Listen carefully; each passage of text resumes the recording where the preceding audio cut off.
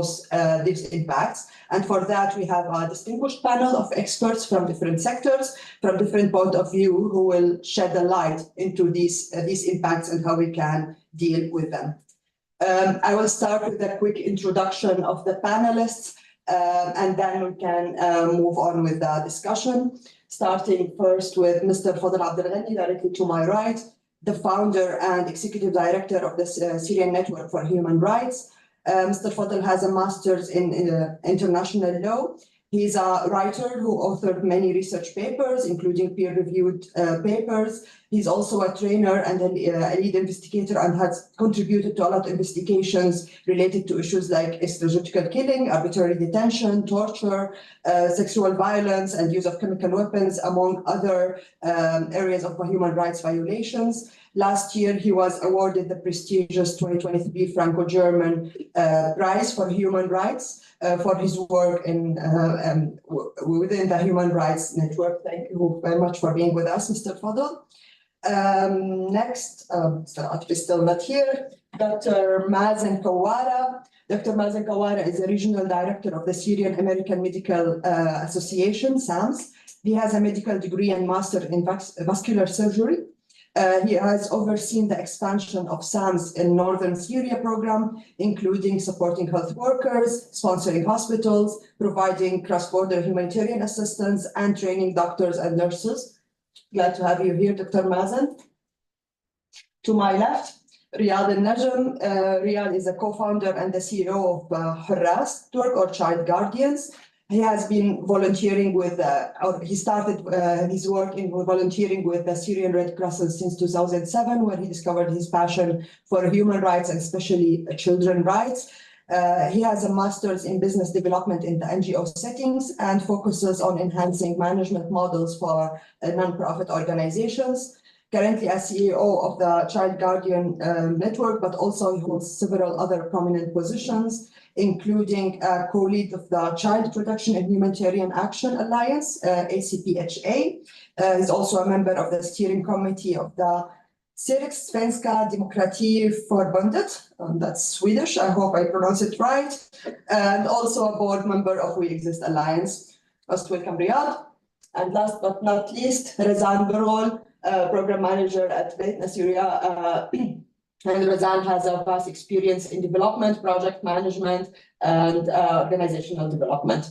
Happy to have you here. Mr. Fadl, I will start with you first to look mainly into the cuts into humanitarian aid from a human rights perspective, why it is important to apply human rights lens to it, and what does that mean from your point of view. Let's go ahead.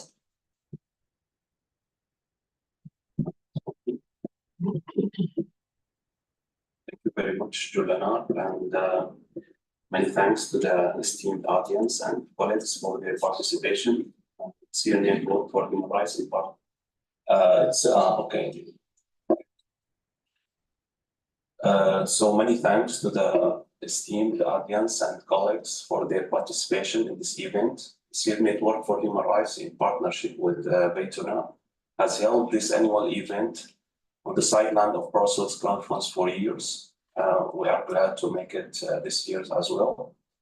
I will focus on three main points, which will provide a broad basis for my colleagues to delve their deeper into the details, each according to their specialty. So from a human rights perspective, my first point is the imaginary stats, imaginary state of calm. According to the United Nations Commission of Refugees, there are over 7 million displaced people in Syria.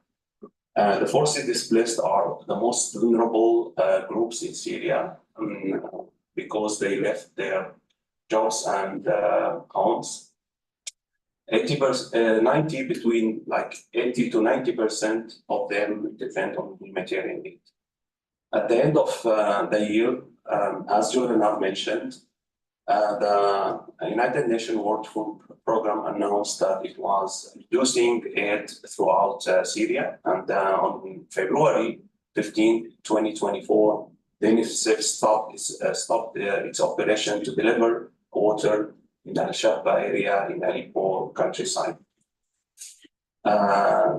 So we then began to hear that this reducing of the fund start not only targeting the relief organization, but only human rights organization, and even that the Syria conflict is still ongoing and still generating lots of victims. We must never forget that in Syria, civil society organizations play a role parallel to the role of the government in the absence of genuine, effective, credible, and transparent government in all Syrian region, where like all of those authoritarian control by, I can say, civilian space, but in genuine they are militant. So the society in their control area heavily rely on the civil society organization in providing service. Without a doubt, the volume of funding from donor countries have been affected by many ongoing conflicts. We have been affected in recent years by the decline in supporting for civil society organization in Syria due to the war in Ukraine, as well as the conflicts in Sudan, Yemen, and lastly in the war of Gaza. The decline in bombing operations launched by the Syrian regime and its Russian allies gave the impression that the extent of violation has declined. Still, this impression is inaccurate for the following main points. First, it's true that the number of attacks has decreased significantly, but it has not stopped, and we're still reporting dozens of cases killing civilians in other ways, including assassination, bombing, and weapons remnant. And since the turn of the year and up to date, we at Syrian Network for Human Rights documenting the killing of no less than 329 civilians, including 49 children and 31 women. Second, the violations in Syria are not limited to the practice of parties to the conflict between each other, but rather the many of violations are committed by control forces against populations subjected to them. And these control forces are militant, as I mentioned, the Syrian regime, the National Army, internal government, the Syrian Democratic Forces, the BYD, Tahrir Sham, at SNHR, still documenting cases of arbitrary detention, enforced disappearance, torture, death to torture, recruitment of children, looting of land and property, restriction on women work, issuance of laws that violate human rights, and many others. Since the turn of the year and up to date, we have documented 791 cases of arbitrary arrest, including 24 children and 16 women. We also documented 28 deaths due to torture, including a child. We are talking about the violation of fundamental rights that poses a threat to life, and this makes Syrian persons deserving of asylum.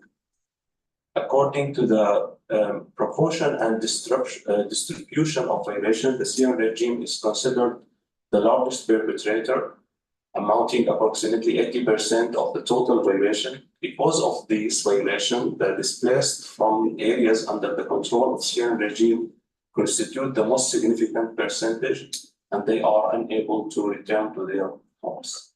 The second point, accumulating and increasing number of victims. Due to terrible violations in area controlled by the Syrian regime and also other areas, we periodically document the displaced of residents to the North Syria, Northwest or Northeast, as the number of displaced people are constantly increasing, and this requires increased aid, not reducing it. Not only did the Syrian regime and its Russian and Iranian allies displace millions of Syrians due to the military operation and destruction and committing violations, but the Syrian regime systematically stole humanitarian aid at the rate of up to 90%. We should report which we talked about the mechanism followed by the Syrian regime to steal the UN and the international humanitarian aid through two primary arms: the Syrian Trust for Development, managed by Asma al-Assad, and the Red Crescent, managed by Khaled Hibobati.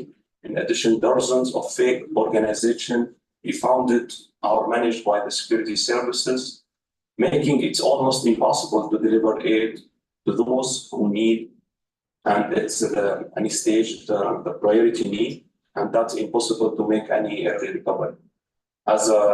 For Russia, it has used the veto to arbitrarily and illegally to prevent the entry of international aid across border 6 times. At SNHR, we have emphasized for years that the entry of aid across border does not need permission from the Security Council. Still, the OCHA legal office didn't respond to this goal. This led that Russia is blackmailing the donor countries, the United Nations, and for sure that the victims in North Syria being this significant affecting by the Russian veto. At least 4.5 million Syrian people in north eastern Syria, and also about 1.5 million in north west Syria, according to the UN, is affected, and approximately 90% of them depend on international humanitarian aid that enter across the border. The third point is rather than conclusion, that and here I will finish my intervention that by these two main points, that reducing aid will lead to a rise in the tool of many violations, including the extortion of women, the exploitation of children, and the worst form of child labor, and higher rates of the theft, stimulations tens of thousands to seek refuge. Second point, the donor countries' reduction in aid directly undermine their legal and moral obligations, sending a wrong message to millions of victims, and raise questions about the effectiveness of the international community respond to a major crisis that has not yet developed. Thank you very much. Many thanks, Father, for this overview about the situation, which makes it clear why we actually need more humanitarian assistance, more directed aid rather than a reduction. Before we continue with the discussion, I would like to welcome Mr. Atif Nanoua. He's the founder and executive director of the Mulham Voluntary Team. He is responsible for the planning of advocacy and fundraising campaigns at the team. Mr. Atif is an architect by training, and he oversees architectural design for shelter and construction projects at Mulham Team. We are very happy to have you joining us here at the panel. I'll give you a moment to take a breath. In the meantime, I'll move to Dr. Mazen to hear a little bit about the impact specifically on the health sector. We know SAMS is one of the leading organizations providing health services. Mr. Fadel just noted the role of civil society and non-profit organizations in providing services. So looking at this vital sector, what are the impacts that we can see of this reduction of aid and how it can be mitigated? Please go ahead. Thank you so much, and good morning, everyone. Thank you so much, and good morning, everyone. Thank you for the esteemed audiences, and also our esteemed colleagues hosted this important panel. Frankly, we cannot talk about the impact on health without looking at the bigger picture. As I was relying on Atif to start with. But anyway, for sure, everything is related to each other. So when we see decreasing and less resources for covering food, for example, so that means that the health of the population will be affected heavily. We cannot talk about only this, the funding and the resources, decreasing of resources to cover health services, while we are seeing people with less shelter and less wash services, with less clean water and less food. So that means that there will be more malnutrition, more communicable diseases, issues related to in winter specifically. So that all of that is affecting the level of health of the community. Also, when we see less resources for education, for example, that means that people will be less educated and will be less prepared for conflicting or facing the health challenges in their community.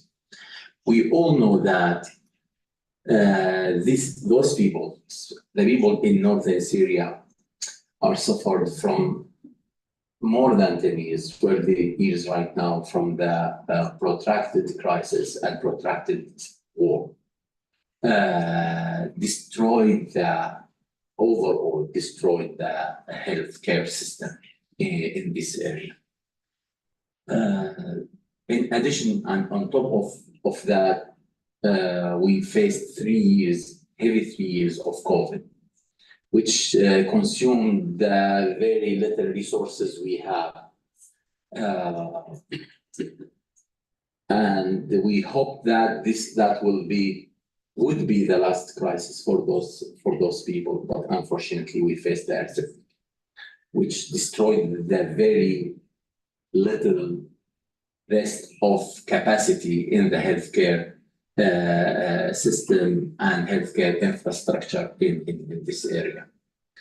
In addition of that, less capacity in the neighbor country, which is Turkey, because the most affected community and provinces were in southern Turkey, which they are the last resort for the people to go and to be referred to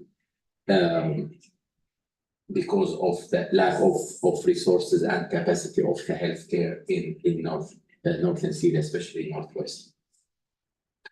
So when we see all of that, then finally notice that the humanitarian community not prioritizing Syria anymore, and see all donors, not some or few, all donors decreasing the level of their support to the humanitarian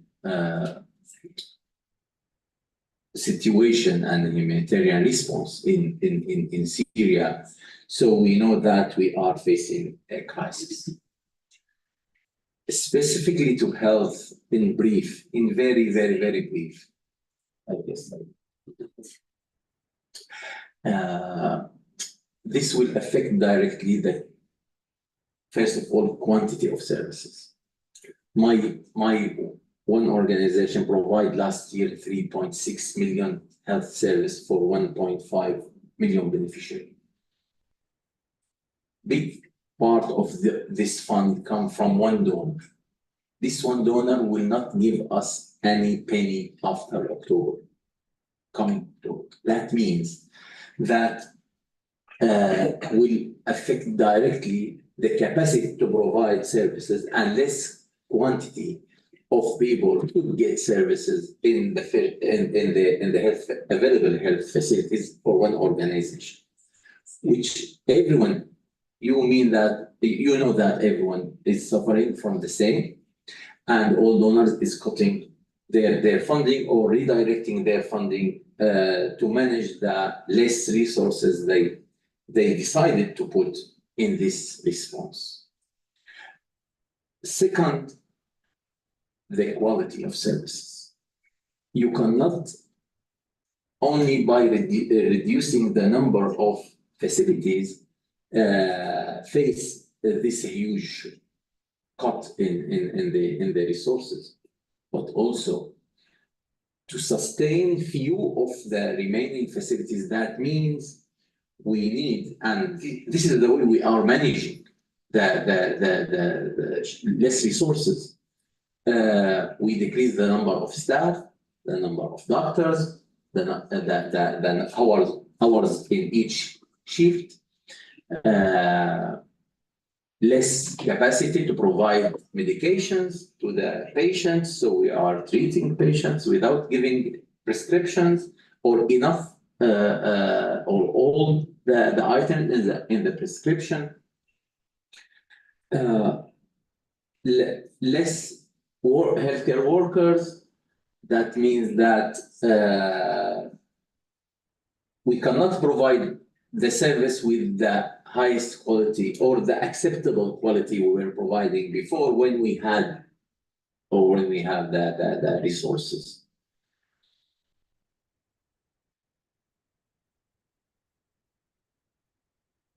Not only the healthcare workers are the point of the success or to provide quality services. You need, especially in health, you cannot do anything without manpower, and this is the most costly part of our budget and in any project. So the non-medical workers are very essential for our work, the admin, the meal, monitoring and evaluation, quality control. All those will be affected by less resources we will have. Finally, through 12 years, the population in this area suffered from about no sophisticated specialized services. Maybe in the last period, in the last phase of our response, we started to respond to few of those patients who were suffering and dying in silence, like the cardiac patients, the cancer patients. The patients need highly sophisticated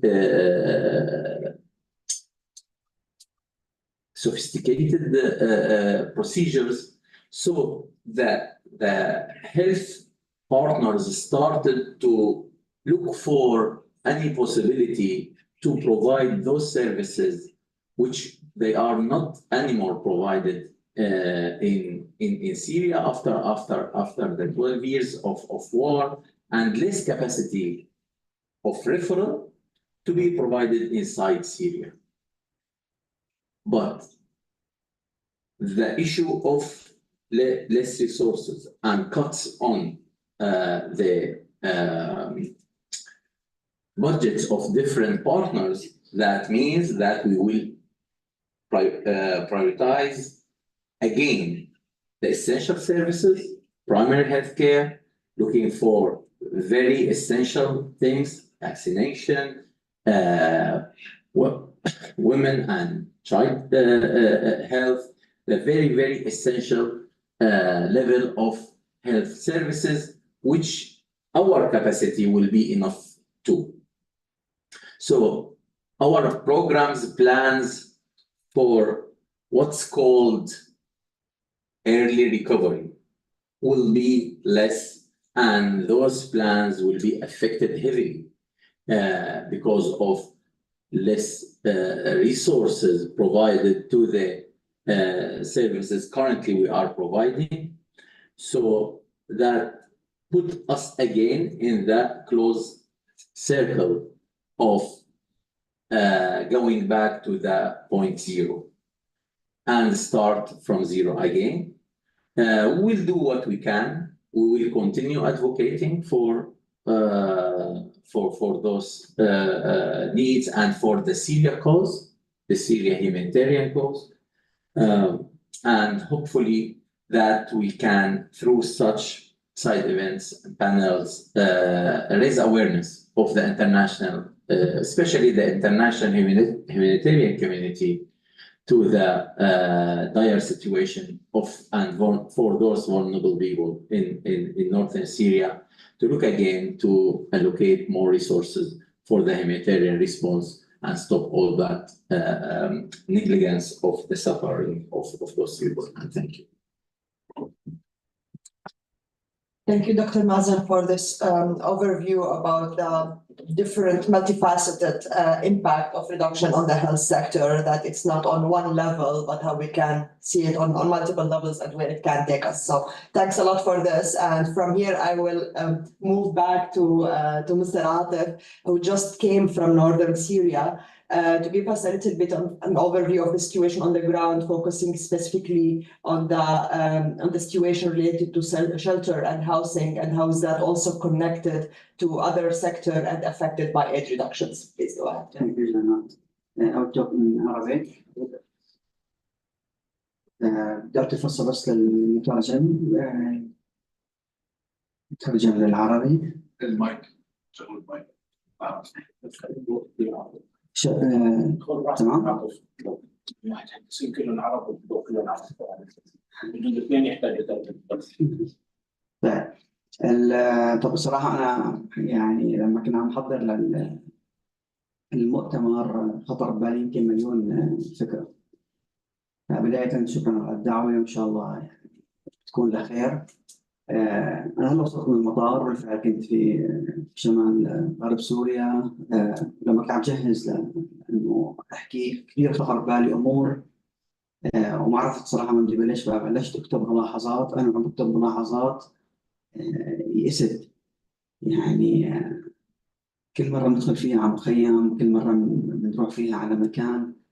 للأمانة ننصدم نفس الصدمة بأنه هدول الناس لسه موجودين. بعض الإحصائيات بتشير بغض النظر عن إنه أو ما بغض النظر، مهم نعرف إنه عندنا 2 مليون شخص موجودين بالمخيمات، ولكن الأهم نعرف نسب هدول الناس من أيمتى لهم المخيمات. نحن نحكي عن 40% من هدول الأشخاص صار لهم أكثر من 5 سنوات موجودين بالمخيمات، وهي المفروض تكون مركز إيواء مؤقت. دائما بنصدم من جملة بتتكرر قدامي إنه في مئات بل آلاف الأطفال بعمرهم ما سندوا ظهرهم على حيط، يعني ما بيعرفوا شيء يعني شخص يسند ظهره على حيط. فالإحصائيات كثيرة قد تكون صادمة للبعض لما نحكي عن 2 مليون موجودين بالمخيمات، فوق عن 1.4 مليون بتشكل معنا العدد الكلي للنازحين شمال غرب سوريا.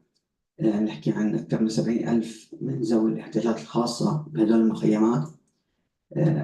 لما كنت عم بقرأ عن أعداد الناس اللي موجودين بشمال غرب سوريا 5.1 مليون، 4.2 مليون منهم من المحتاجين.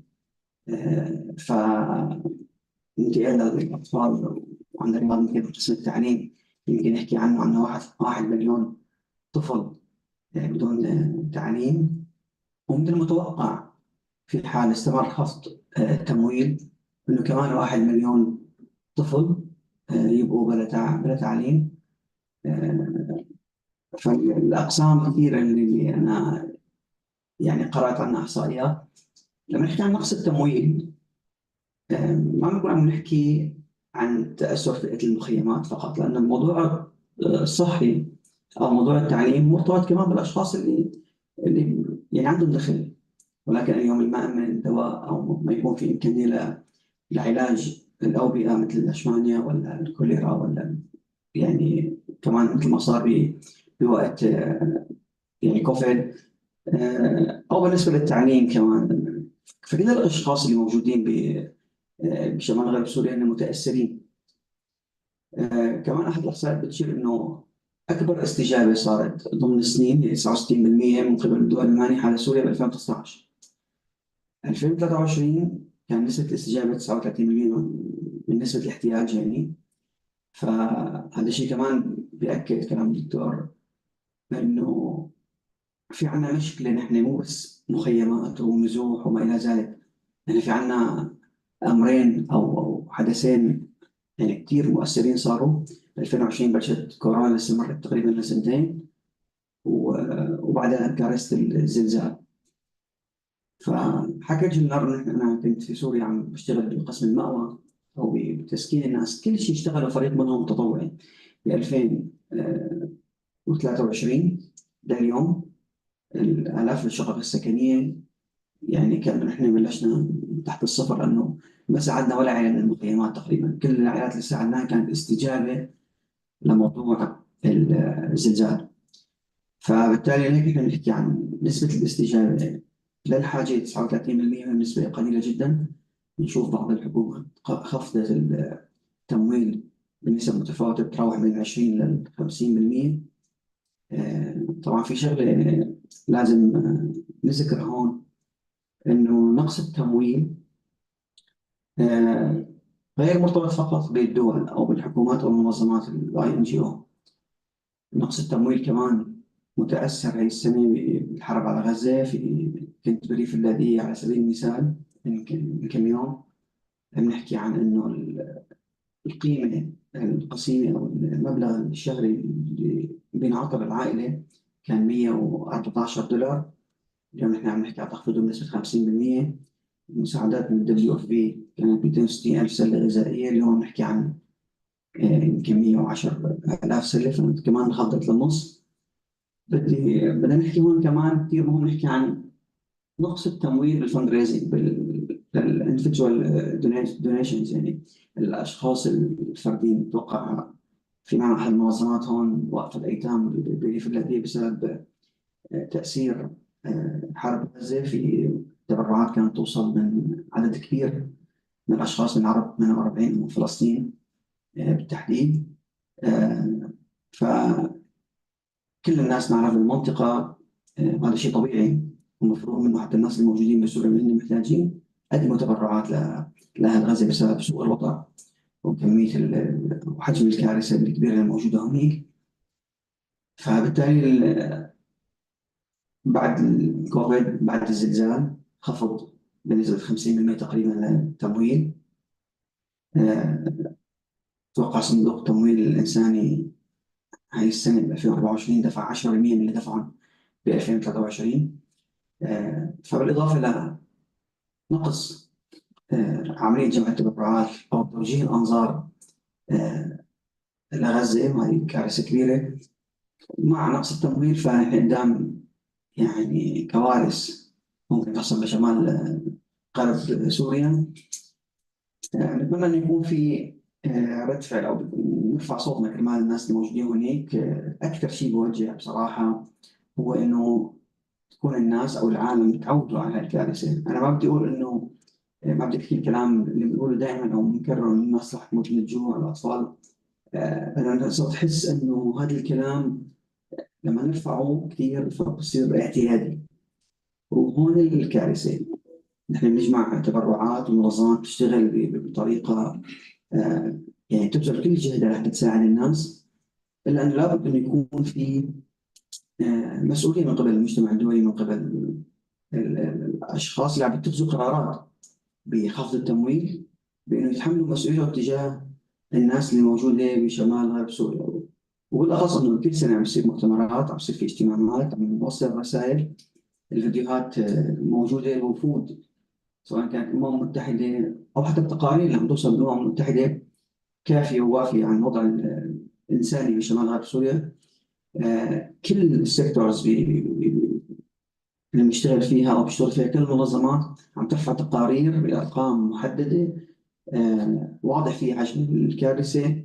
للأسف كل ما التمويل عم ينخفض يوم بعد يوم.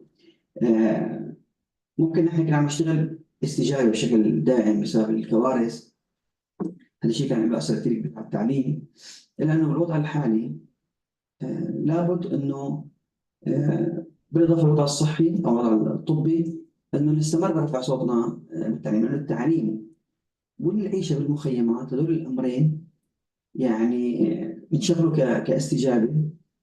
فلا بد أن يكون في يعني في طرق ثانية تدخل بسوريا. ما معقول عائلة تسكن بخيمة 10 سنوات، ما معقول إنه أطفال نحن نحكي عن مليون طفل بلا تعليم. فآثار هذا الموضوع سواء السكنة بالمخيمات أو أطفال بلا تعليم عم بتكون كارثية، والكل بيعرف إنه ما فينا نحكي بالتفاصيل أو أثر عدم يعني دخول هذه الأطفال المدارس وين بروحوا، وشو اللي شو المستقبل اللي ناطرهم، أو شو الحاضر اللي هو أصلا كان من قبل كان نحكي عنه مستقبل، نحكي عنه مستقبل، ولكن اليوم هو حاضر بالنسبة لهذول الأشخاص. عم نشوف إنه النتيجة لعدم الاهتمام بهي الفئة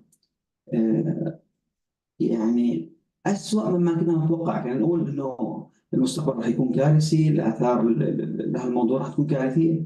فإحنا يعني صبر المستقبل حاليا، واكتشفنا للأسف إنه أسوأ مما كنا نتوقع على جميع المستويات.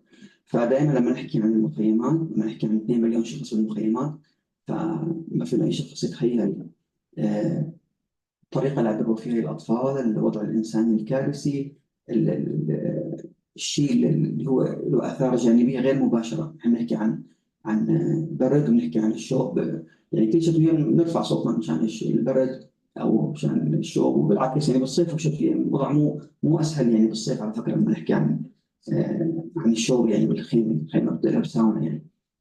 ولكن في آثار جانبية لعيشة المخيمات طول هاي المدة. نحن اليوم للأسف عم نشوف نتائجها، فنتمنى أن يكون في حلول بديلة مستعجلة. فوالكم إحنا عم نحكي عن خفض التمويل، لكن إحنا نرجع السنة ورا. فأنا بتمنى أحكي أكثر من هيك، أحكي تفاصيل، أحكي قصص صارت معي بآخر فترة، لأنه الوقت ما بيسمح وبيعطي مجال لزملائي. الله يعطيكم العافية.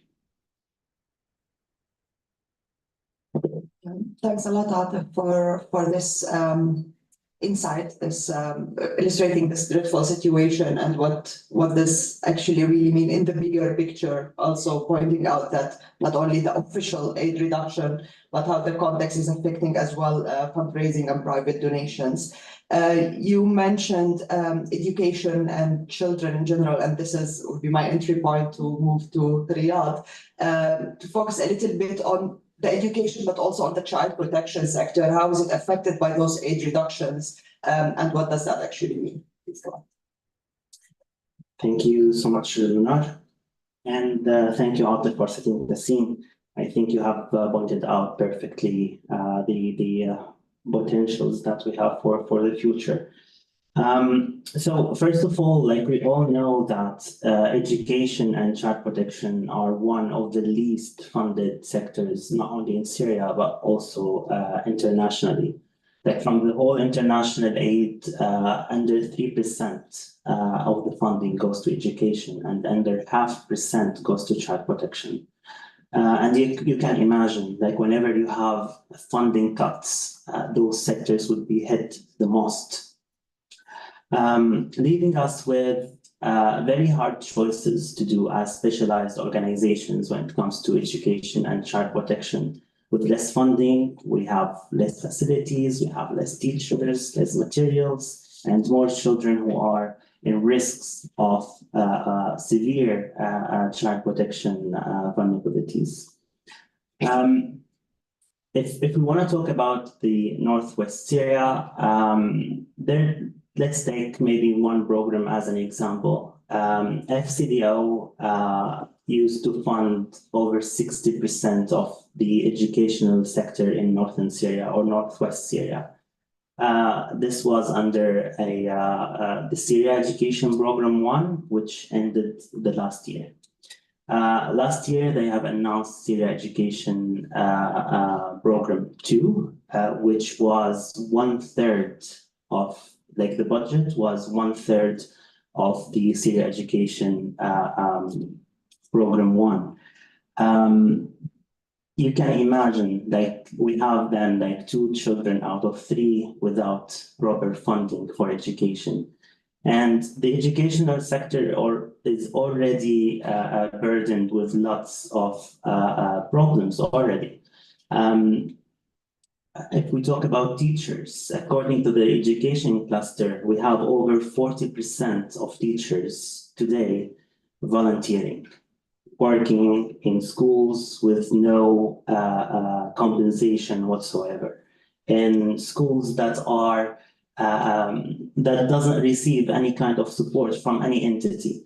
And the number is way bigger than this. This 40% is according to the education cluster, which like takes the data from the schools that are registered under their database, and we have lots more that are not registered. So you can imagine the scale of the problem here. Now, like with less funding from FCDO, for example, we will have more teachers without support. And you know, in northern Syria, if you are a teacher, it means you receive that you're one of the least paid professionals in the north. And teachers, as you can imagine, have families, they have children to feed.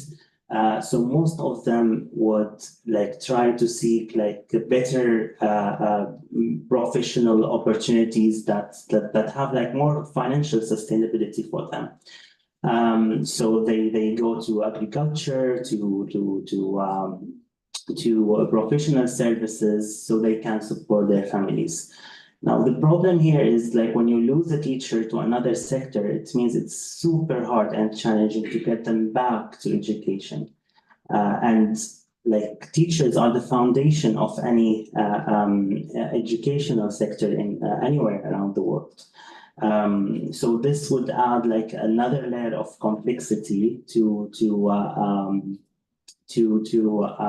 run the educational sector in northern Syria.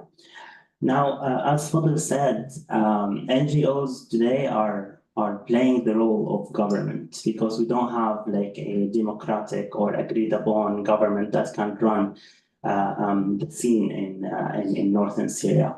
As you all can also tell, as NGOs, like the first question we get from donors, how would you save the integrity of the fund? How are you going to maintain the integrity of the response with no interference from any de facto authorities or armed groups?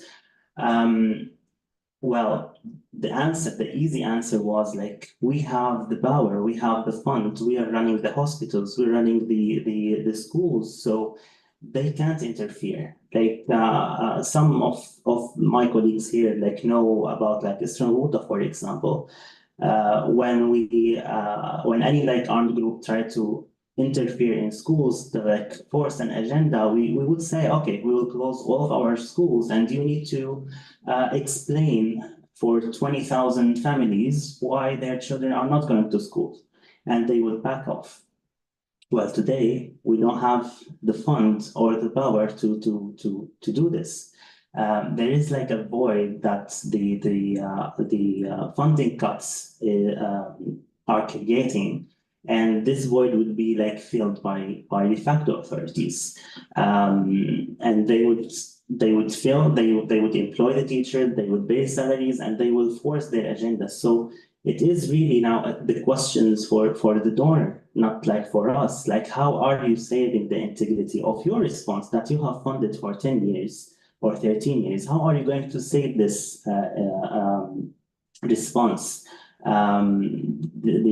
Like cutting the fund without a proper plan would do harm, like, which is like one of the most like mentioned principles: do no harm. Like, we don't expect, like, let's be real here, like we don't expect the fund to run like forever, but it's not the way to it's not the right way to cut or reduce the fund without a proper plan or without an exit strategy that is well thought.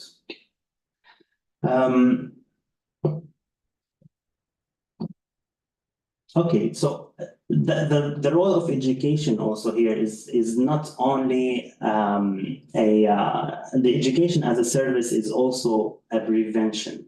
So when a child goes to school, we create this like sense of normality or routine that would save the children from other protection risks. So the child who doesn't go to school is higher, their chances to join like an armed group or to be recruited is way higher than a child that goes to school every day. Same for a girl. the chances of a girl that doesn't go to school to get married as a child is way higher than the girl that goes to school and receives the important information about how to deal with her life, the changes in her body, and socially how to work around the norms that we have in our community. So when we don't have this like access to children in the community anymore, like we're imposing them to higher risks that as Atif said, like we don't know the consequences in the future. Where are they going? Who's going to educate them if we don't do this according to international standards, according to human rights principles, according to peace building principles? Where are they going to get their education from? So this is also like another point that is very important to keep in mind. Education is a prevention activity, not only like a school that a child go to learn how to read and how to do basic math. And lastly, like consider the most vulnerable categories in the community.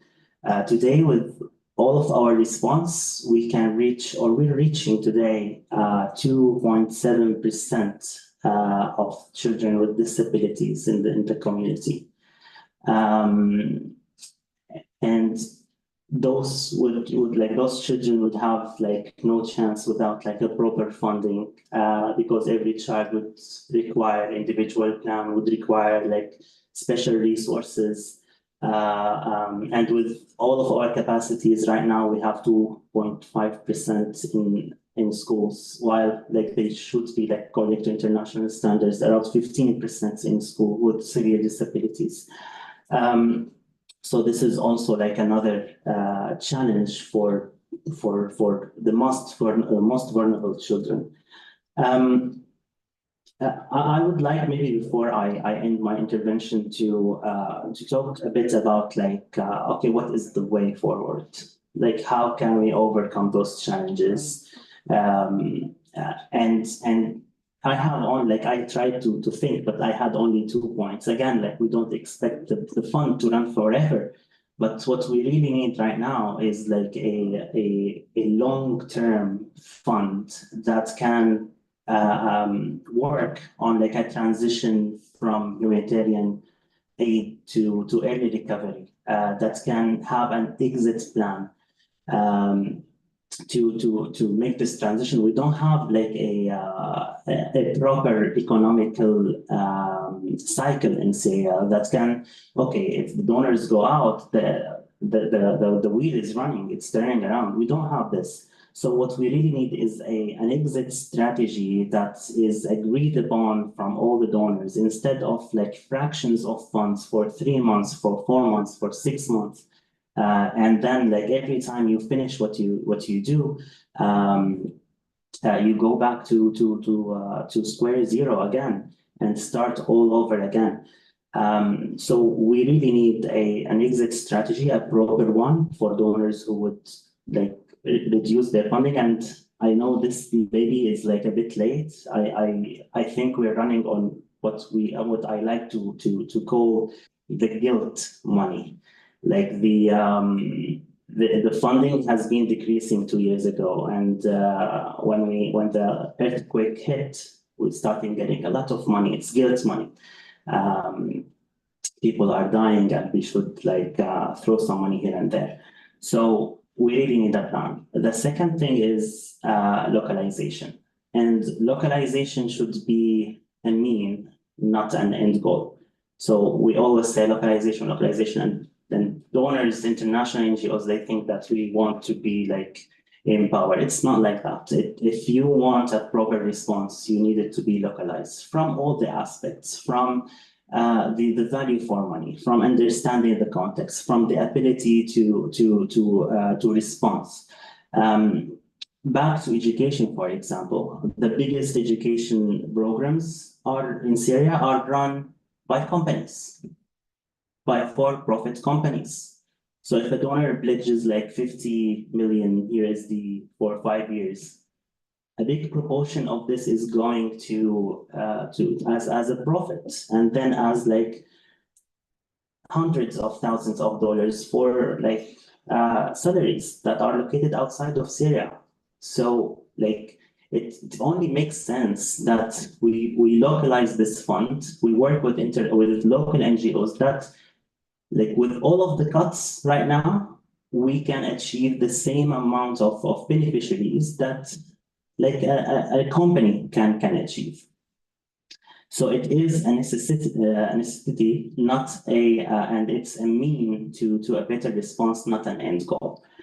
Yeah, I would like to end with those remarks, and hopefully those points can also like reach like the donors, and you can help also through distributing those messages throughout the conference tomorrow. Thank you. Thanks a lot, Riyad, and for emphasizing the need for a coordinated exit strategy that also looks into the bigger picture.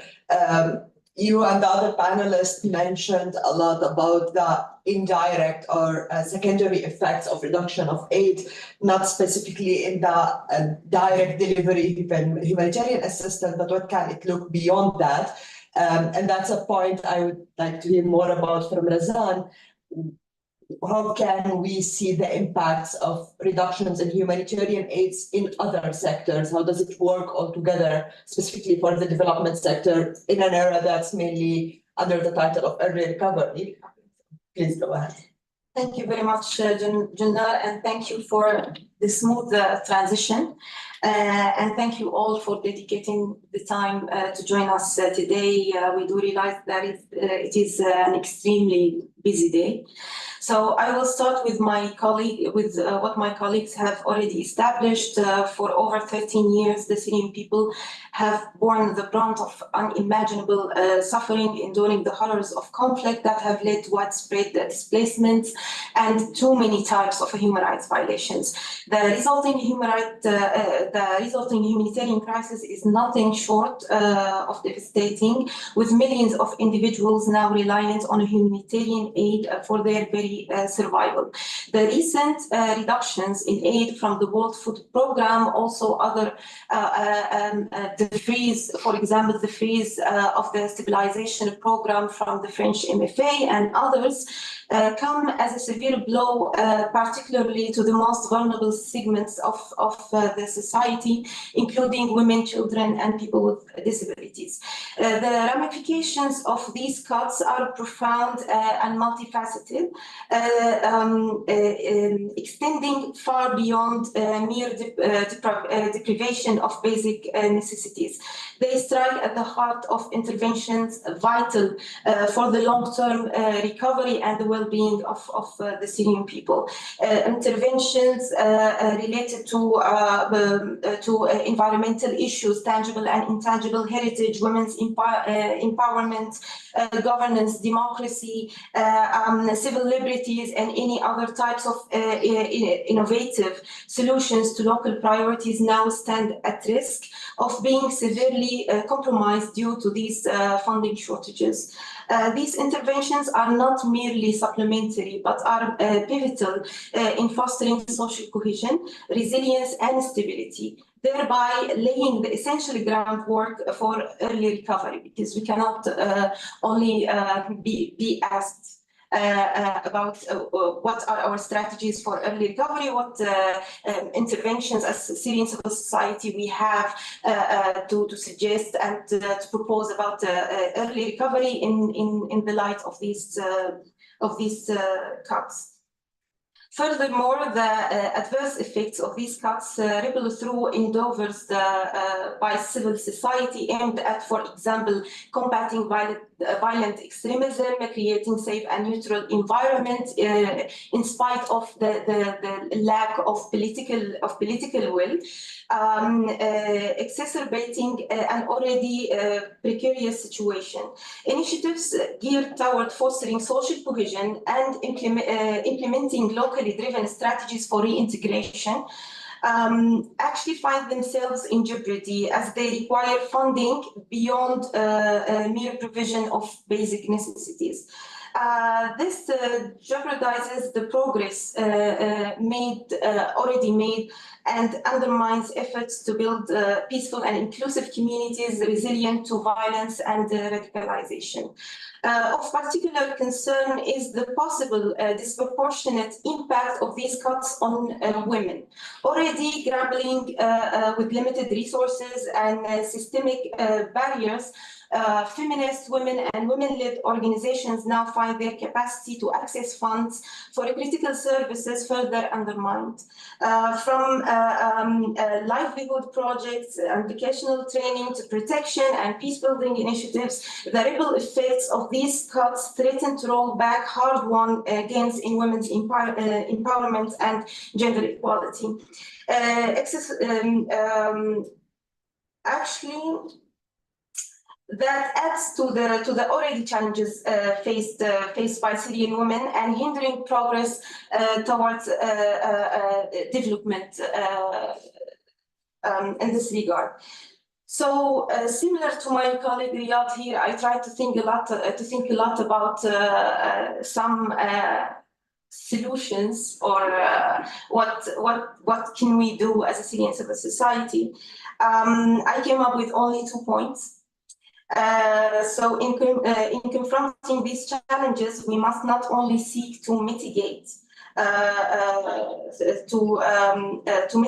the immediate impacts of aid cuts, but also to address the systematic root causes that perpetuate the humanitarian crisis and undermine long-term recovery efforts. This requires a multifaceted approach that prioritizes sustainable solutions, similar to what Riyad has mentioned and also my other colleagues, because just to depend on 3 months, 6 months, or 1 year projects for things, it doesn't it's extremely difficult to have a long-term impact. So we need to have something at the level of designing the projects themselves. They need to be more sustainable, and also the types of funding.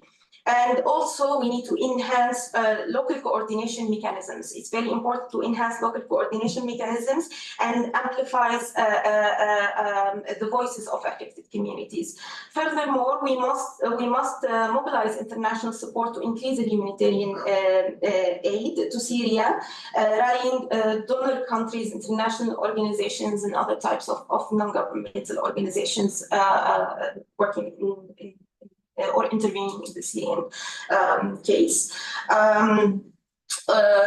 This entails not only addressing the funding shortfall, but also tackling the underlying factors that contribute to reduced support, so including political obstacles, bureaucratic barriers, and also donor fatigue, which we are facing now.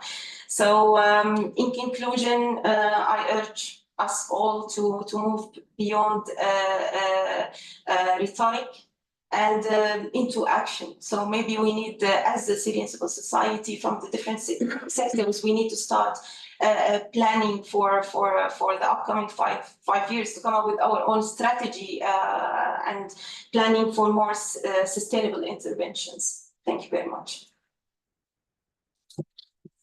Thank you very much, Razan, and thank you for all the speakers of highlighting these devastating effects that we can see on every level, on every layer, and also for laying out a little bit of groundwork for what can be done forward.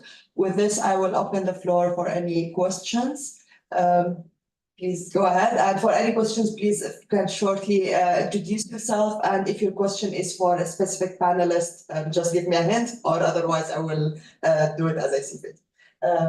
سعد تفضل. خالد العيسى جمعية عطاء.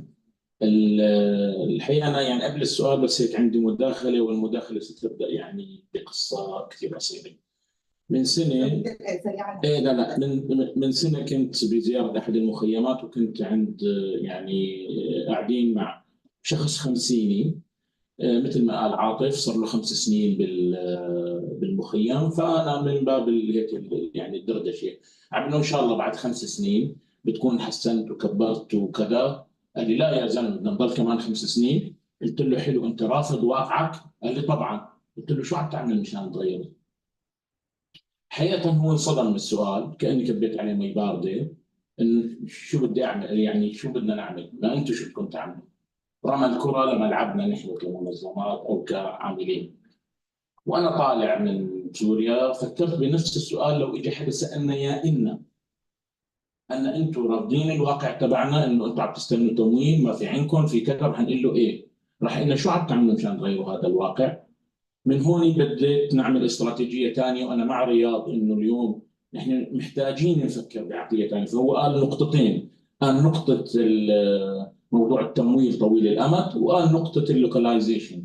بدنا نضيف عليها نقطه ثانيه، انه نغير المانديت تبعنا، نغير استراتيجيتنا بالتدخل. اليوم نحن بعد 13 سنه من التدخل الانساني نحتاج الى وقفه والى تغيير بعتبه جديده من التدخل الانساني.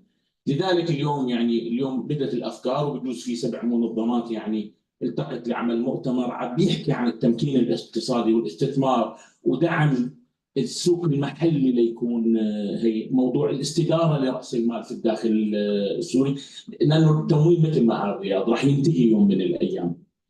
فالحقيقه لازم نفكر هيك. فنحن اليوم محتاجين الى خطه جديده واستراتيجيه جديده، محتاجين الى فعليا تمويل طويل متخصص في بعض القطاعات اللي بنيه حقيقه وليس خليه معتمده على تمويل خارجي، ومحتاجه الى تفعيل الادوات المحليه بهذا الموضوع. هيك بنكون عم نقدم شيء فعليا للشمال، لانه الفكره هي اكثر من انه نحن عم نحكي بتمويل ونقصه وكذا، نحن عم نحكي بحياه الناس بمصيرها.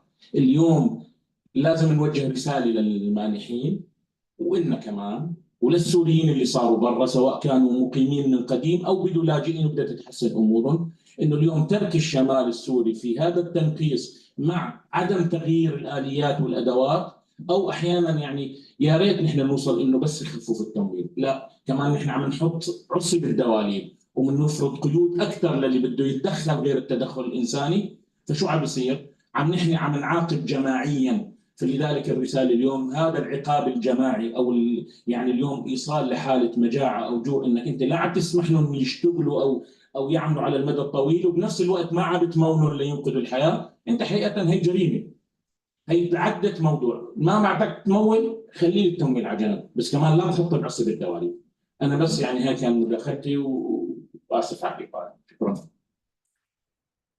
شكرا جزيلا على المداخله والايضاح، وكمان التاكيد على التوصيات اللي كمان انطرحت من قبل الزملاء على البانل. رح اخذ سؤال وصلنا عن طريق الزوم. Okay, I will go back to English because the question came in English. It says how aid cuts align with broader diplomatic strategies or goals in the region. I will direct the question to you, Fadl, if you have. We have Do you want to take more questions? Yeah, more questions, then we can reply because of the time. Any other questions from the room?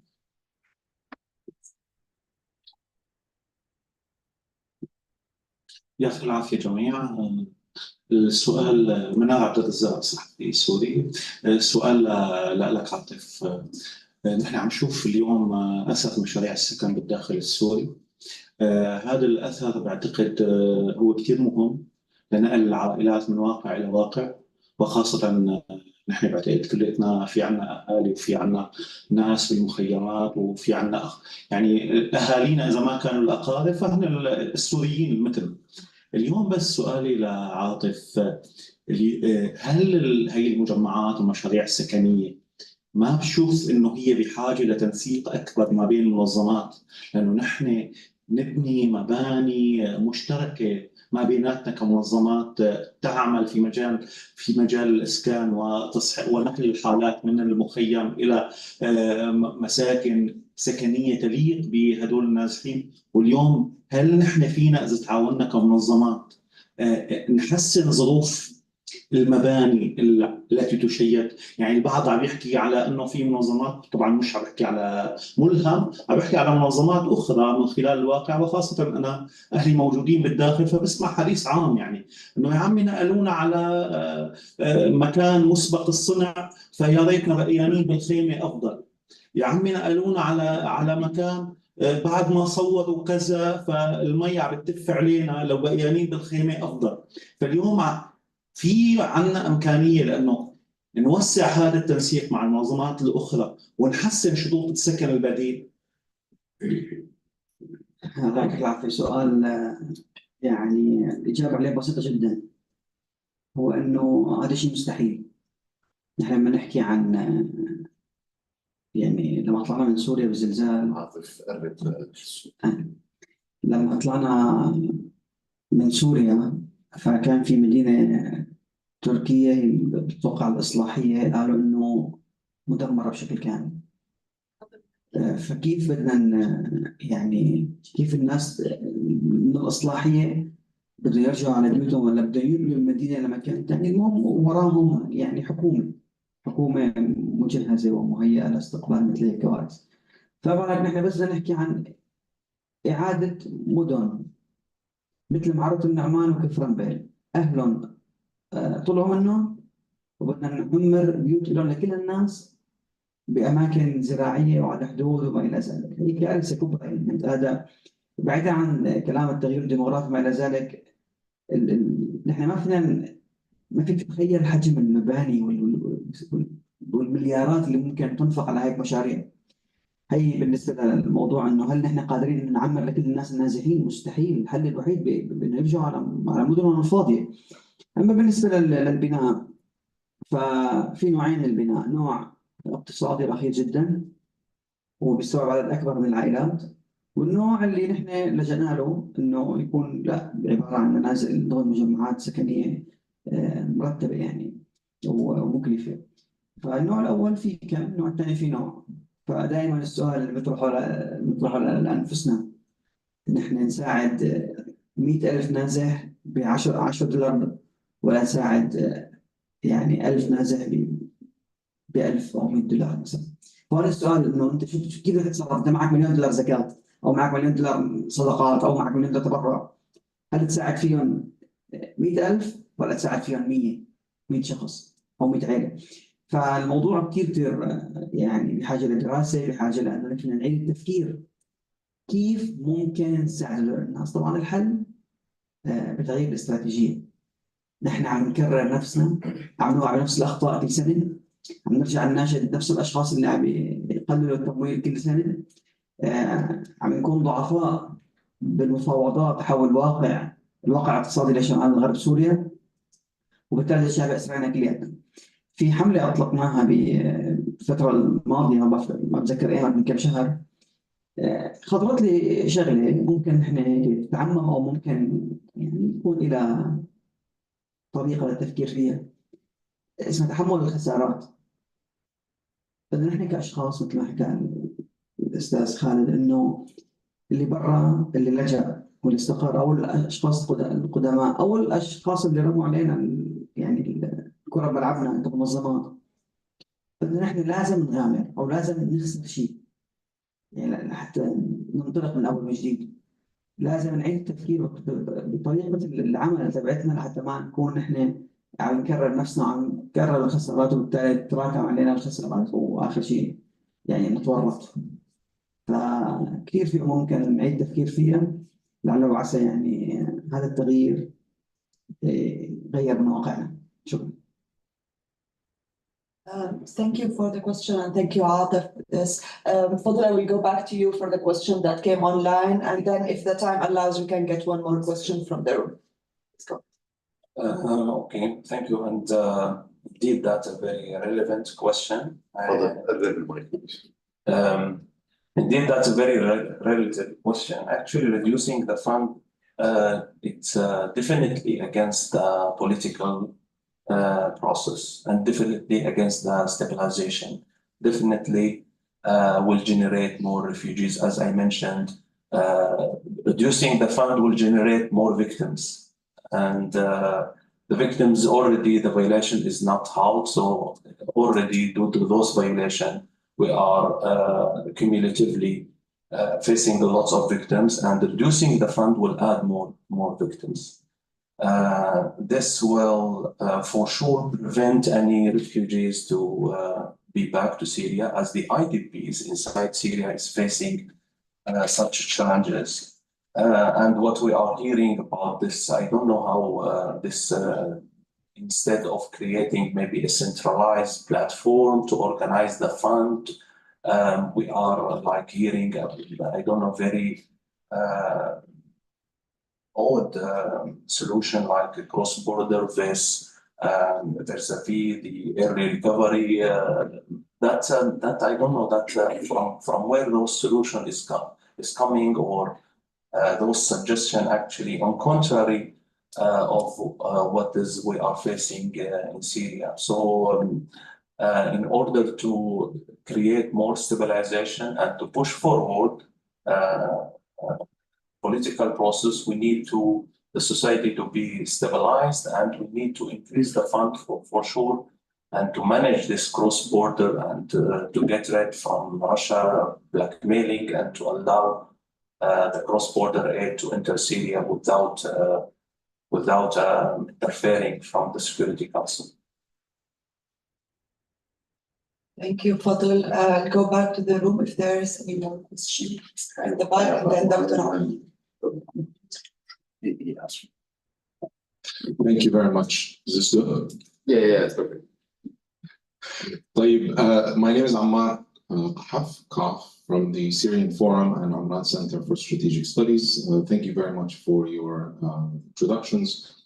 I think the issue of localization should also be looked at, not only that we should lobby and advocate to support Syrian organizations, but also to shift from supporting the supply to more supplying the demand, meaning working with local businesses, working with local entities, potentially establishing our own early recovery fund, whereby we not necessarily unify. I'm not for unifying messages, but at least we go as organizations in the same direction in terms of messaging of the needs. Today, there are organizations that are not necessarily representing well the needs. Today, they were articulated very well, but in many other instances, we get asked from Syrian diaspora, are people still suffering in Syria? Are still people living in tents? In the US, many of our Syrian communities in the US, and I think we share this with SAMS because we have a great working consortium with SAMS and White Helmets.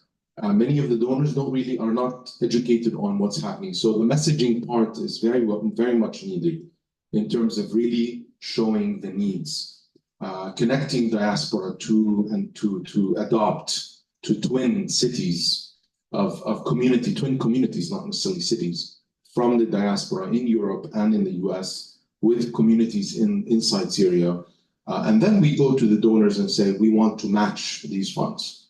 It's becoming much more harder, and we have to be more clever at how we approach different communities. But I think we really need to start our own internal localized approach in supporting local businesses, SMEs, really energizing this economic cycle. And the economic cycle cannot, and maybe this is just a preview of our side event later on today, cannot be just Northwest.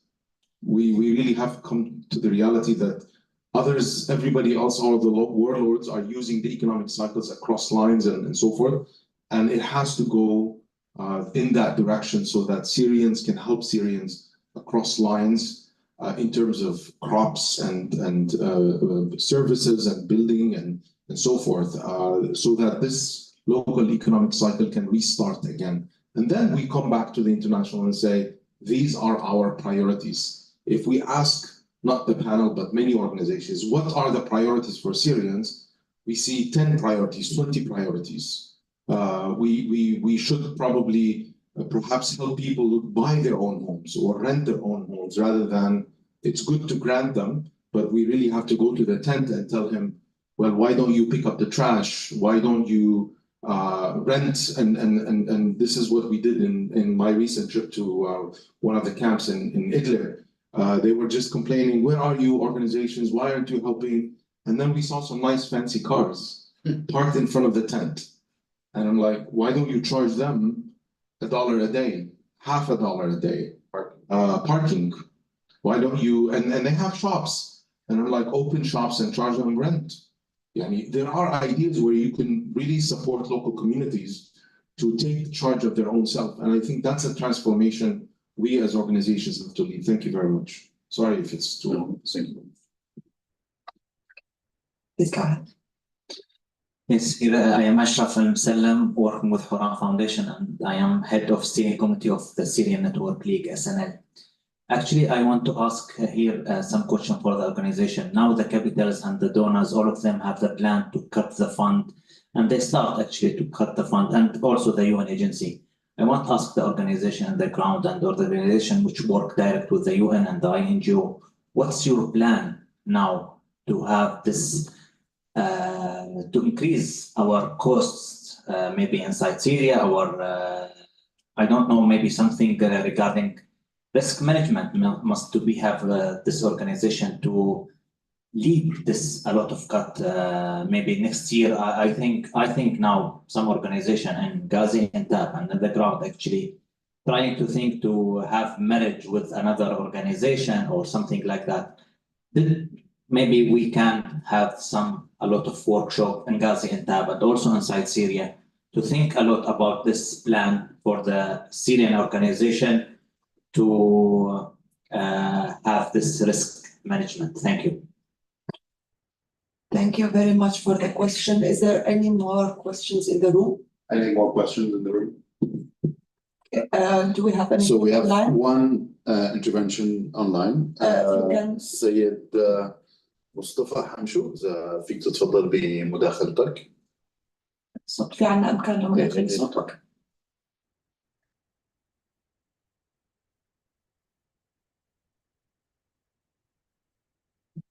سيد مصطفى عم تسمعنا؟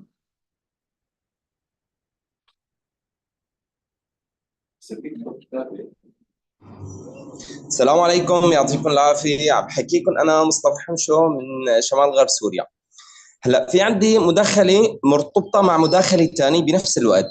هلا أول شيء مهم موضوع التشبيك بين كل المنظمات، تمام، لحتى نأمن عبارة عن خارطة عمل للمواقع بشمال غرب سوريا. شو بفيدنا للمداخلة الثانية، تمام؟ خلينا نقول تقسيم العمل، تقسيم العمل. واضح صوتي أنا؟ تفضل. تمام. تقسيم العمل بين المناطق، يعني ولنفترض إحدى المنظمات استلمت منطقة معينة بما يقارب خلينا نقول 200 كيلومتر، فهي بتعتمد تشتغل عليها صحيا وتعليميا وتأمين مشاريع للنهوض بهاي المنطقة. هلا إذا لما بيصير إنه ما في تشبيك بين المنظمات، لما بتيجي مثلا منظمة بتغطي قطاع مثلا طبي، جزء من القطاع الطبي، فبتيجي ممكن منظمة ثانية بتغطي نفس الموضوع، بتغطي بتفاصيل بنفس المنطقة، عم بصير في زيادة بهذا المجال وتخفيف بمجالات أخرى. فلما بيكون في أنا عندي خارطة تشبيك بين كل المنظمات، تمام، وتوزيع مناطق للعمل في كل منظمة، ممكن بالضرورة ما خلينا نقول إنه مواقع كبيرة، خلينا نقول مناطق معينة، تمام، فبتستلم منظمة بتشتغل عليها بكل النواحي، بيكون في عندي نهضة أقوى. وممكن تكون دراسة منطقة من منطقة أخرى تعطي نواحي إيجابية للعمل. طبعا الظروف الدولية اليوم ما بنختلف انه في تقنين بالدعم، في اشكاليات، ولكن دائما نحن مثل ما تفضلتوا لازم نبحث عن سبل ثانية، لازم نبحث عن داعمين. اكيد المواقف السياسية لها دور، اكيد الاحداث اللي عم تصير على الساحة العالمية لها دور، ولكن نحن كسوريين كمجتمع مدني لازم دائما ندور على شيء نبني لمجتمعنا. اكيد اليوم واقع علينا ضغط كبير كمجتمع، لازم نشتغل عليه لحتى ننهض بالشباب اللي خرجت لصناعه نظام ديمقراطي لسوريا الجديده. ويعطيكم العافيه، وانا اسف على مداخلتي اذا اطلت. بالعكس، شكرا جزيلا. Thank you for all the comments, contributions, and the questions. I will gather them together and give one last round for all the panelists for closing remarks. And in these closing remarks, if you can reflect quickly on the question asked about the plans or strategies for mitigation and risk management after the aid cuts, and also the other points raised several times about coordination and networking as a mitigation strategy. I could start with you, Atif, if that's okay, and then we can move around the panel. Please go ahead. شكرا. هلا أنا بالنسبة للسؤال الأخير اللي انطرح بخصوص التمويل.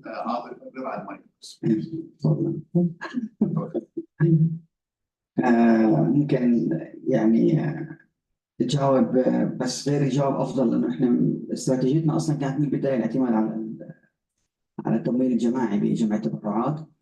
فحكينا انه لازم نغير الاستراتيجيه، نغير طريقه التفكير. هل نحن كمنظمات مجتمع مدني عملنا هاي المنظمات لتستمر ولا تساعد الناس؟ ايهم اولى؟ يعني نحن عاملين منظمات او عم نشتغل بهاي المنظمات وهدفنا انه تستمر اطول فتره ممكنه، ولا بالعكس تماما انه نحن هدفنا نلغي وجود المنظمات؟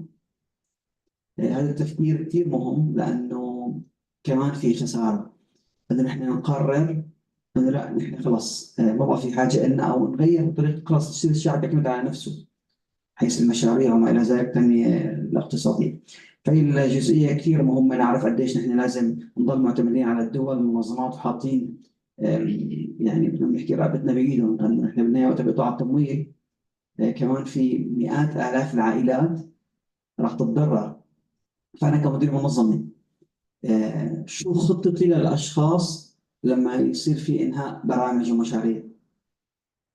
هذا الحكي بيأثر كثير على الناس بشكل دايركت، بالنسبه للاشخاص الموظفين وعائلاتهم، وعلى السوق بشكل عام، لأن نحن نعرف إن السوق بيتحرك أول الشهر لما يصير في دفع رواتب لعشرات آلاف الموظفين.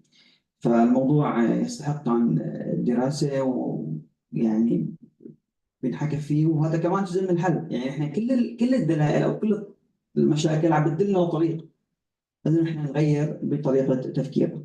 بالنسبة للشاب المداخل، يعني ممكن كمان يعني ما بيحكي من وجهة نظر انه لما يكون في فوكس او تركيز على مكان معين، هذا الشيء شبه مستحيل اذا ما كان مستحيل، لانه ما يعني كثير صعب ينشغل بهالطريقه، او بظن المعلومات عنده شوي قليله بخصوص انه عم بصير كلاستر وعم بصير في تنسيق بين المنظمات وما الى ذلك وشو الحاجات. مثل منظمه مثل سامز او مثل اعطاء منطقه معينه بحدود معينه، هذا الشيء بياثر كثير على باقي المناطق، وبصير في منظمات طبيه منتشره بكل انحاء سوريا، وجزاهم الخير ويعطيهم العافيه، والمنظمات الانسانيه وما الى ذلك. فبتوقع الفكره شوي يعني، او مو شوي يعني، كثير صعب تطبيق. بالنهايه بتمنى ان يكون النقاط اللي عرجنا عليها او اللي اشرنا لها بهذا الحدث خلتنا كمان كلياتنا نعيد تفكير. انا استفدت كثير من المواضيع اللي انطرحت او من الافكار اللي انطرحت. احنا دائما لما نكون بقلب الكارثه او نفكر ضمن يعني دائره او يعني واضعين حالنا بمكان معين، لا، احنا نحتاج دائما نرجع لورا، نشوف الصوره بطريقه بانوراميه لحتى نوسع افقنا ونفكر بطريقه مختلفه. احنا بحاجه لانه الناس من برا كيف بتشوف، الناس اللي برا عاشت تجارب او اللي شافت او قرأت عن تجارب نستفيد منها، ما نبلش من الصفر، نتعلم من تجارب غيرنا، هي كثيره طبعا. ويعني بتمنى لنا التوفيق ان شاء الله. Thank you, Atif. Riyad, your closing remarks. Yeah, thank you very much. I think like we had like lots of like very strong messages from the floor. I think, sir, like your points also on localization are very valid. Diaspora are is vital when it comes to responding. I think even before 2011, we did have this twin community. If someone is from Damascus, maybe you've heard of the Atiyah, which is a city that is one of the cleanest, most organized cities in Damascus, and it's basically built with diaspora money. They just send to the local council every month, and they work around the cities. We can think about this kind of approaches. Philanthropy in Syria is not something new. Every week after Jum'ah prayer, mosques fundraise. Maybe what we need is to rethink how to direct this kind of fund. It goes usually to poor families. Maybe instead it should go to economical cycle, build projects that can generate funds and work opportunities. On the way forward, I believe we have lots of homework to do. We need to think about we've mentioned maybe merging the operational side of work instead of having two financial managers into organizations, have one that works for both organizations. We need to think outside of the box to cut the funds needed. Technology is really important. Think about the potential of technology. We have AI, we have ERP systems, we have this kind of technology that can cut the costs. But all of this needs to be investigated, needs to be we need to give it a lot of thoughts and how we can employ those resources to benefit the organization. And thank you very much. Thank you, Riyad. Abdullah, I'll move to you for your closing remarks. Yeah, thank you, Ammar, and also for the risk management question. Here we are talking mainly about the responsibility of the state, the country, the UN. With all the respect with diaspora, Syrian, localization, all of that, the effort from community and society, to be concrete and going to reality, all of the fund coming from diaspora, from society, from even individual, comparing with the state donation is all of them less than 10%, maybe less than 10%. So our main focus actually and our main strategy here to advocate toward the state and holding their responsibility after failure in solving to ending this bleeding conflict and to fulfill their obligation and criticize this what every recovery or all of those solution they are trying to practice or to test after years of failure. So this is mainly the question for sure. That doesn't hold us a responsibility of more coordination, more cooperation, and more risk management plan. That's what we are working on. And I hope that we'll hear from other panel what we can do in this regard. Thanks. Thank you, Dr. Mazen. Yeah, thank you. Thank you for the great interventions from our esteemed colleagues in the room and online.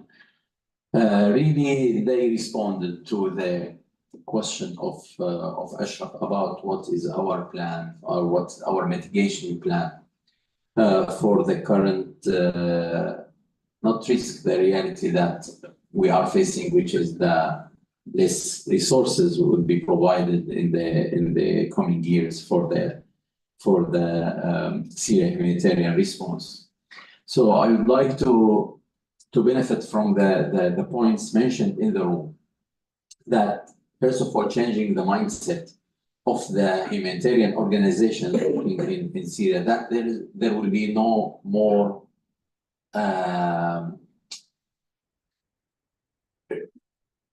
enough resources anymore for in the coming years, and relying on the same strategies and same resources we had since 12 years is something we're not working anymore. So changing the mindset and look for creative solutions for generating kind of our fund, creating resource revenues for our projects in the areas we are working in, and other maybe ideas could be very influential in dealing with the in our future plans to face this big challenge. Also looking for alternative resources. So those resources could be external and internal, looking for sure continual advocacy before our traditional donors to continue or to increase their humanitarian support for the people in need in this area, but also at the same time reach out to different kind of donors, including the diaspora, Syrian diaspora all over the world. They are very important source of support for their relatives, friends, and people in Syria during the last 12, 13 years, but also reaching out to them with the creative and new ideas is something very, very important. Not only asking them for donation for the humanitarian response, but also for the what's called early recovery or development, or using the possible ways to help people to inside Syria to generate their funding and generate kind of resources to continue their life by themselves, and not relying anymore on the humanitarian response, which was very essential and important, and still essential and important, but unfortunately had big effects and impact on the very known capacity of Syrian people for production. So they were unfortunately more reliant on the aid and support versus trying to support themselves and work and product. Finally, thank you for the question from inside Syria. For sure, I think that better coordination is one of the also very important mitigation measures we can use. We cannot say that we are at the highest level of coordination. Yes, there are a lot of platforms for coordination under UN and between the organizations themselves in the field and in the region, but better coordination is essential, and also creating more closer cooperation more than coordination, to have a collaboration between organizations see themselves that eligible to do joint efforts to serve the area is something could be also a good point for looking in for all organizations for the future, and one of the plan important activities in this plan. Thank you. Thank you, Dr. Mazen. Just briefly, so not to keep you anymore. Actually, facing these challenges resulting from aid cuts, I think today more than ever, as a Syrian civil society, personal or individual salvation is not an option. It is very important to think collectively. Of course, each organization, they have their own mitigation measures just to deal with the direct ramifications of these cuts. But on the long term, it's very important to think collectively. I don't want to repeat what my colleagues and also Dr. Ammar already mentioned, but it's very important to start thinking more about initiatives or projects that are cross-conflict and how to cooperate and build partnerships with the private sector and others. So there are different things that we need to have a deeper discussion about, and we hope that our event today is like the right step or a right step to instigate further discussion regarding these issues. And thank you all. Thank you, Razan. I'd like to conclude by thanking all the panelists for their great important inputs from their expertise for this discussion. And we hope that this will be, as mentioned, as a starter for more discussions on the topic, whether for other events and discussions happening today, but also for other venues. Also, I extend the thanks to the audience in the room and online who have been joining us for the last hour and a half. Of course, big thanks goes to the teams of BETNA, SNHR for the organizing, technical support from the behind the scenes, and also for the interpreters. A big thanks for you. Thank you for being with us today. With that, I would conclude this event and wish you a very successful day ahead. Thank you.